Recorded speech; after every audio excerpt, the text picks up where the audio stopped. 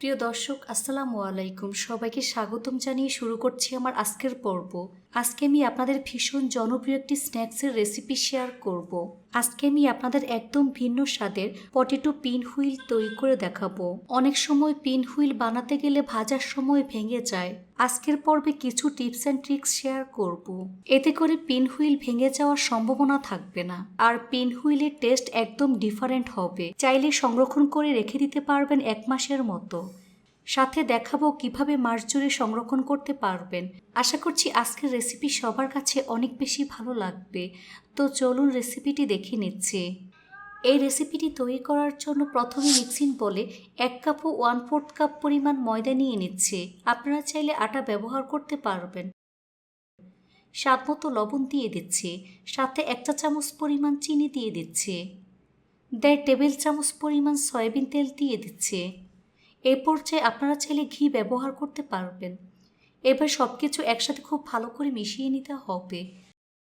হাত দিয়ে ঘষে ঘষে তেল ময়দার সাথে খুব ভালো করে মিশিয়ে নিচ্ছে, কারণ ময়ানটা যত ভালো হবে এই নাস্তা তত বেশি খাস্তা এবং পারফেক্ট হবে। যখন দেখবেন হাত দিয়ে মুঠ করলে এরকম দলা পেকে যায়, তখন বুঝতে হবে ময়ানটা একেবারে পারফেক্ট হয়েছে, অর্থাৎ তেল ময়দার সাথে খুব ভালো করে মিশে গিয়েছে। এই পর্যায়ে অল্প অল্প করে কুসুম গরম পানি দিয়ে মোটামুটি সফট একটি ডো তৈরি করে নেব। পানিটা একবারে দেওয়া যাবে না, অল্প অল্প করে দিয়ে মিশিয়ে ডোটা তৈরি করে নিতে হবে। ডোটা মাখানো হয়ে গিয়েছে, এই ডোটাকে আরও কিছুক্ষণ সময় নিয়ে মথে নিতে হবে। উপরে সামান্য পরিমাণ তেল মেখে নিচ্ছি, এতে করে ডোটা ড্রাই হয়ে যাবে না, একেবারে সফট থাকবে। কিচেন টাওয়াল দিয়ে ঢেকে দিচ্ছি, তারপর ঢাকনা দিয়ে ঢেকে রেখে দেব প্রায় 20 মিনিটের মতো। পিন হুইলের জন্য পুর তৈরি করার জন্য এখানে মিক্সিং বলে 3টি মিডিয়াম সাইজে সিদ্ধ আলু খোসা ছাড়িয়ে পরিষ্কার করে নিয়েছি। এবার গ্রেটারের সাহায্যে আলুগুলোকে আমি গ্রেট করে নেব। আপনারা চাইলে পটেটো ম্যাশার দিয়ে ম্যাশ করে নিতে পারবেন, আবার চাইলে হাত দিয়ে ম্যাশ করে নিতে পারবেন। এই তো আলু ম্যাশ করে নিয়েছি। এবার এর মধ্যে দিয়ে দিচ্ছি স্বাদ মতো লবণ, 1/4 চা চামচ পরিমাণ চিলি ফ্লেক্স দিয়ে দিচ্ছি, চাট মশলার গুঁড়া 1 চা চামচ পরিমাণ, 2 টেবিল চামচ পরিমাণ ধনিয়া পাতা কুচি। এবার সব কিছু একসাথে খুব ভালো করে মিশিয়ে নিতে হবে। আপনারা চাইলে এখানে আরও মশলা ব্যবহার করতে পারবেন।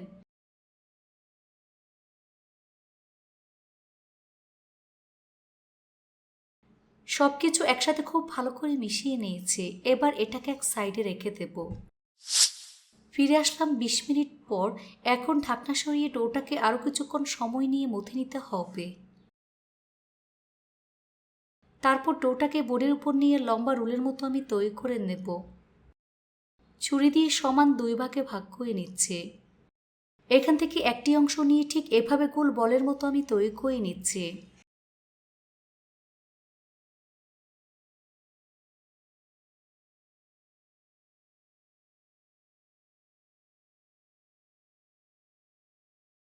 এবার হাত দিয়ে চেপে চ্যাপ্টা করে নেব।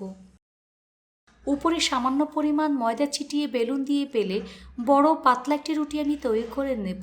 তবে খুব বেশি পাতলা করে ফেলা যাবে না, আবার অনেক বেশি মোটা করে ফেলা যাবে না। রুটি তৈরি করে এর পুরুত্বটা আপনাদের দেখিয়ে দিচ্ছি। এই তো বড় একটি রুটি আমি তৈরি করে নিয়েছি। দেখুন এর পুরুত্বটা ঠিক এরকম হবে, দেখে হয়তোবা বুঝতেই পারছেন।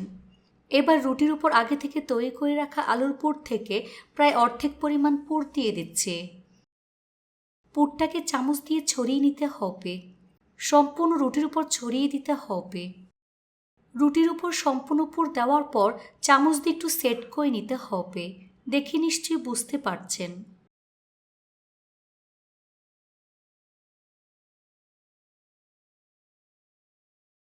রুটির সামনের সাইডটাতে পানি লাগিয়ে নিচ্ছে। তারপর এক সাইড থেকে ঠিক এভাবে টাইট করে রুলের মতো তৈরি করে নেব। এই কাজটা খুবই আলতোভাবে সময় নিয়ে করবেন, এতে করে লেয়ারটা অনেক ভালো হবে। ভাজার সময় খুলে যাওয়ার ভয় থাকে না।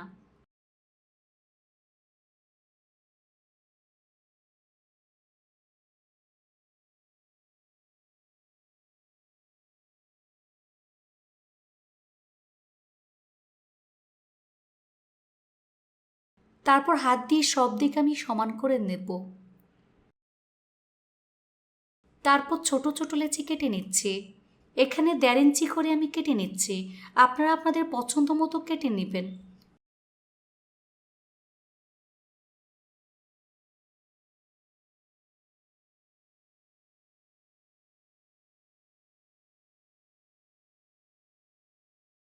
সবগুলো একইভাবে আমি কেটে নিয়েছি।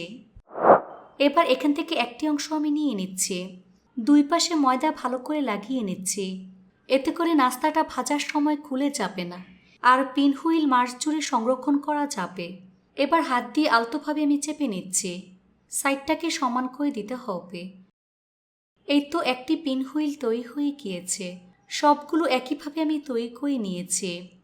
যারা ফ্রোজেন করতে চান তারা ঠিক এভাবে প্লেটের মধ্যে ধরে ডিপ ফ্রিজে রেখে দিবেন 1 ঘন্টার জন্য। 1 ঘন্টা পর ফ্রিজ থেকে বের করে কোনো এক এয়ারটাইট বক্স কিংবা জিপলক ব্যাগে ভরে আবারও ডিপ ফ্রিজে সংরক্ষণ করতে পারবেন 1 মাসের মতো। আর যখন খেতে ইচ্ছে করবে তার 1 ঘন্টা আগে নামিয়ে নর্মাল তাপমাত্রায় আনতে হবে। তারপর ময়দার ব্যাটার কিংবা ডিমের মিশ্রণের মধ্যে কোট করে ভাজতে হবে।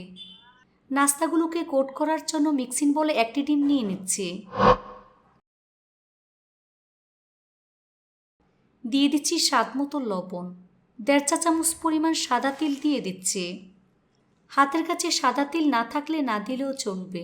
খুব সামান্য পরিমাণ কাশ্মীরি লাল মরিচের গুঁড়া দিয়ে দিচ্ছি। কিছুটা পরিমাণ ধনিয়া পাতা কুচি। এবার সব কিছু একসাথে খুব ভালো করে মিশিয়ে নিতে হবে। ডিমটাকে খুব ভালো করে ফেটিয়ে নিতে হবে যাতে করে এর মধ্যে কোনো প্রকার লাম্পস না থাকে। এই তো ডিমটাকে খুব ভালো করে ফেটিয়ে নিয়েছি। এবার এটাকে এক সাইডে রেখে দেব। নাস্তা ভাজার জন্য চুলে একটি ফ্রাই প্যান বসিয়ে পরিমাণ মতো সয়াবিন তেল দিয়ে তেলটাকে মিডিয়াম আঁচে গরম করে নিয়েছি। এবার একটি নাস্তার ডিমের মিশ্রণের মধ্যে নিয়ে খুব ভালো করে কোট করে গরম তেলে দিয়ে দিচ্ছি।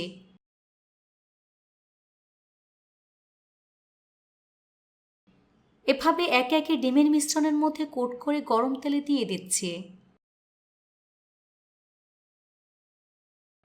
চুলার আঁচ মিডিয়ামে রেখে এই নাস্তাগুলোকে সময় নিয়ে ভাজতে হবে।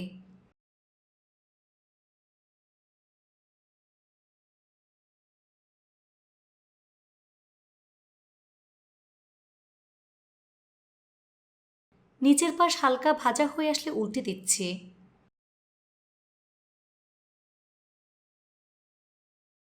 এভাবে কিছুক্ষণ পরপর উল্টে পাল্টে গোল্ডেন ব্রাউন কালার এবং ক্রিস্পি করে ভেজে নিতে হবে।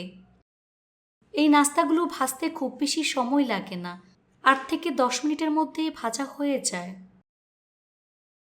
তো আমার নাস্তাগুলো ভাজা হয়ে গিয়েছে, দেখুন খুব সুন্দর কালার চলে এসেছে। এর থেকে বেশি কালার করব না। এখন ছাঁকনি দিয়ে তেল ছেঁকে নাস্তার প্লেটে তুলে নিচ্ছি।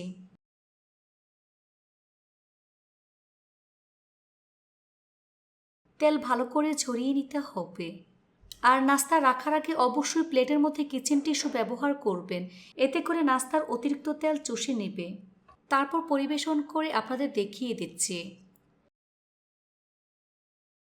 দেখুন আমার নাস্তাগুলো দেখতে মাশাআল্লাহ কতটা সুন্দর এবং কতটা লোভনীয় হয়েছে। এটা শুধু দেখতেই সুন্দর না, খেতে অনেক বেশি মজার হয়েছে। আপনারা চাইলে বিকেলের নাস্তায় অথবা ইফতারের জন্য তৈরি করে নিতে পারবেন। খেতে ভীষণ সুস্বাদু হয়। দেখবেন বাসার ছোট থেকে বড় সবাই ভীষণ পছন্দ করবে আর মজা করে খেয়ে নেবে। রেসিপিটি ভালো লাগলে অবশ্যই একটি লাইক দিয়ে দিবেন। ফ্রেন্ডস অ্যান্ড ফ্যামিলির সাথে বেশি করে শেয়ার করবেন আর আমার চ্যানেলটি সাবস্ক্রাইব করার অনুরোধ রইল। সবাই অনেক বেশি ভালো থাকবেন। আল্লাহ হাফেজ।